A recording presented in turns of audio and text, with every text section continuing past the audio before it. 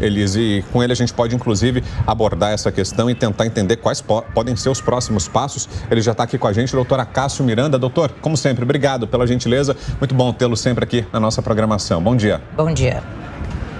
Bom dia, Vitor. Bom dia, Eli. É um grande prazer estar com vocês e com todos que nos acompanham.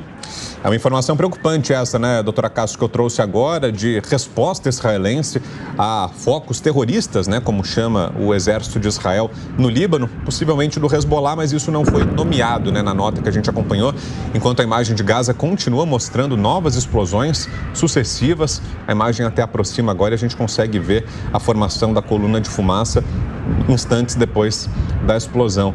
Mas falando da situação no Líbano, doutora Cássio, o que pode representar esse ataque israelense a focos terroristas no Líbano que podemos ter a partir de agora? A questão do Líbano, Vitor, representa dois grandes prováveis focos de problemas. E por quê? Primeiro, Israel hoje concentra, ou pelo menos até este momento, concentrava todos os seus ataques na faixa de Gaza. Então, infraestrutura, militares, estavam todos eles focados na faixa de Gaza. A partir do momento em que há uma divisão para que também seja feita uma defesa e eventuais contra-ataques no Líbano, isso acaba dividindo um pouco mais as forças israelenses. Em segundo lugar, a partir do momento que a guerra ganha escala, ou pelo menos ela acaba escalada dentro de Israel, isso faz com que outros países indiretamente fiquem mais envolvidos no conflito, uma vez que todas as guerras que nós temos nos últimos tempos são chamadas de guerras proxy ou guerras por procuração. E por quê? Existem dois países, ou no caso que nós temos aqui, um país e um grupo terrorista em conflito.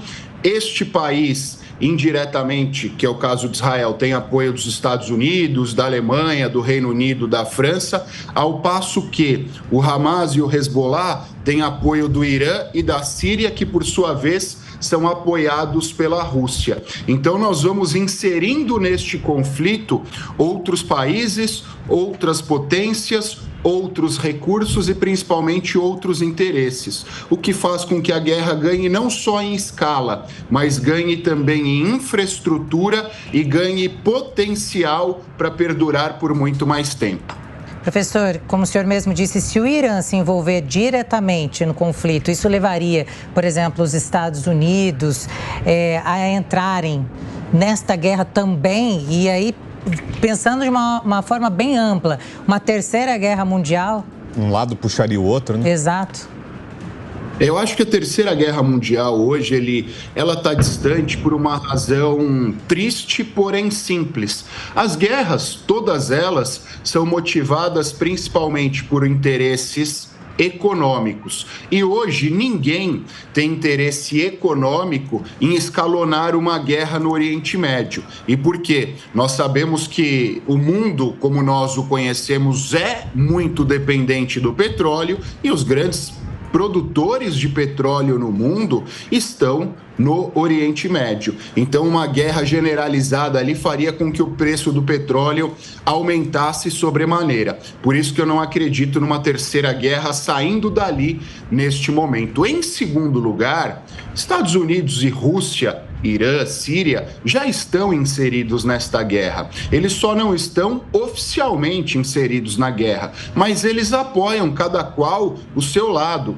Inclusive, desde o começo, desde o dia 7 de outubro, quando foram praticados os primeiros atentados terroristas, isso já havia sido dito.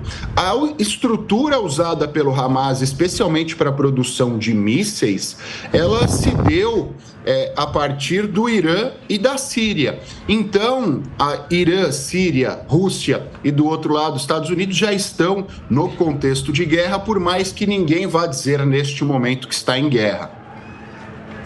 Doutora Cássio, também conosco o Roberto Mota, e é ele quem vai lhe fazer a próxima pergunta. Diga lá, Mota. Doutora Cássio, existe alguma possibilidade do conflito ir na direção dos Estados Unidos versus o Irã? Os Estados Unidos já enviou uma grande presença militar ali para a região e tudo indica que o Irã está por trás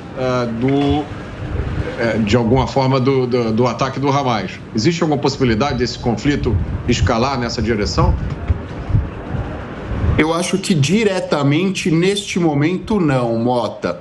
E por que diretamente não? Por conta das razões que eu já mencionei, principalmente por conta do petróleo neste momento. Porém, indiretamente, esse conflito já existe. Não é recente, todos nós sabemos que a situação, especialmente na Síria, foi insuflada pelo Irã, e isso prejudica sobremaneira os norte-americanos. Sem contarmos que, nos últimos anos, o Irã, por conta da sua situação política, da sua situação fundamentalista, o Irã tem ameaçado nos últimos tempos a construção da bomba atômica.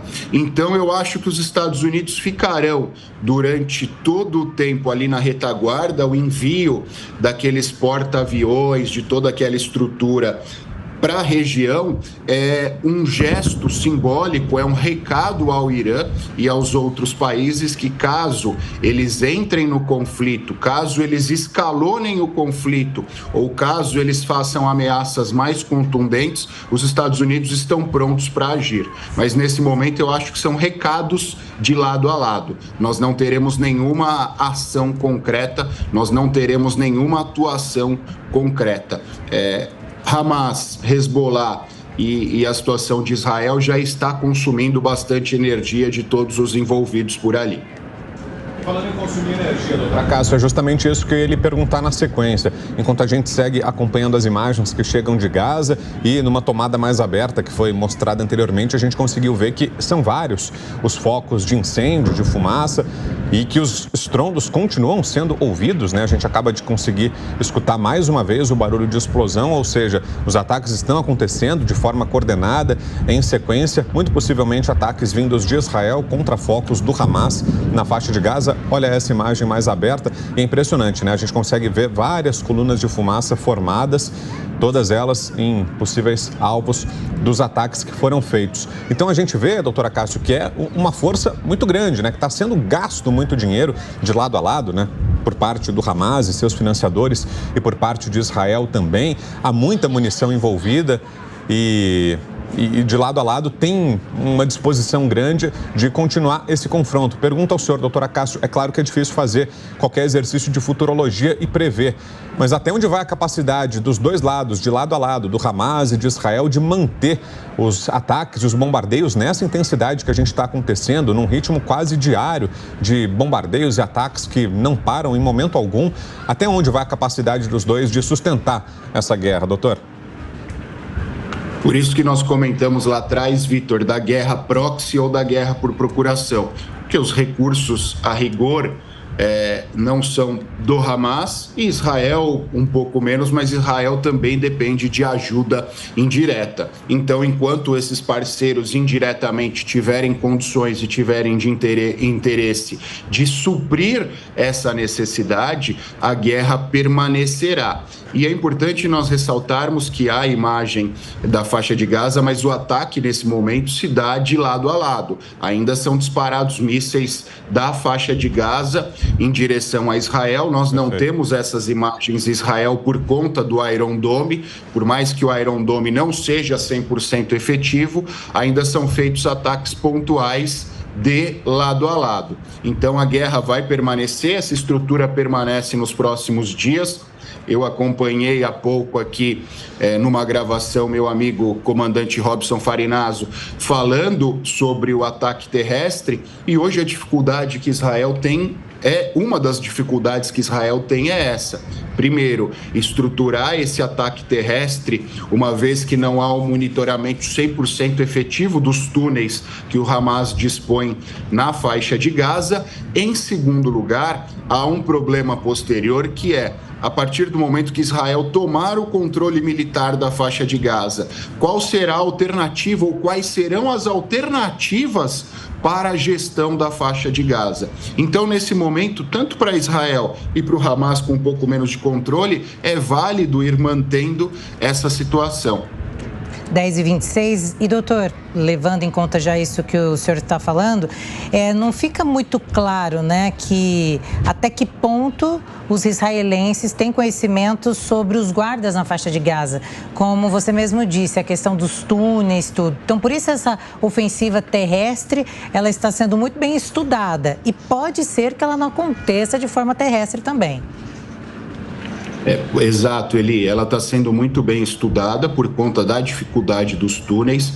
É importante nós ressaltarmos aqui: Israel tem uma tecnologia para o monitoramento destes túneis, mas quando a gente leva em consideração que a faixa de Gaza tem aproximadamente 300 quilômetros quadrados, é uma região pequena, com 2.300.000 pessoas. Então, uma região pequena, bastante adensada em termos de população.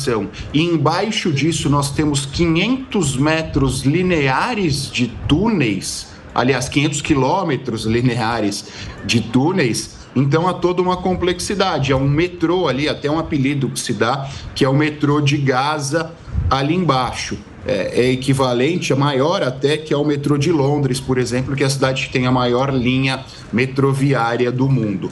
Então, diante dessa complexidade, um ataque seria ruim para o povo, para os civis que estão em Gaza, poria em risco os 201, aliás, reféns que estão sob a mira do Hamas. Em terceiro lugar, imporia também um risco aos soldados israelenses. Então, isso traria uma carnificina e, neste momento, já que uma guerra não é só uma briga física, uma guerra também é uma briga de narrativa, não é interessante para Israel invadir por terra a faixa de Gaza. Sim. Em segundo lugar, a invasão por terra seria simbólica, no sentido de falar: olha, Israel tomou o controle da faixa de Gaza.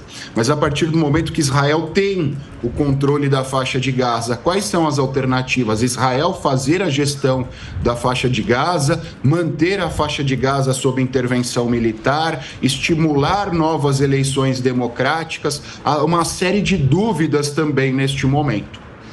Muito bem, ouvimos aqui o doutor Acácio Miranda, mestre em Direito Internacional. Obrigado, doutor, como sempre, pela presença aqui ao longo da nossa programação. Um bom sábado por aí. Até a próxima. Obrigado, Vitor. Um grande abraço a você, a Eli, ao Mota e a todos que nos acompanham.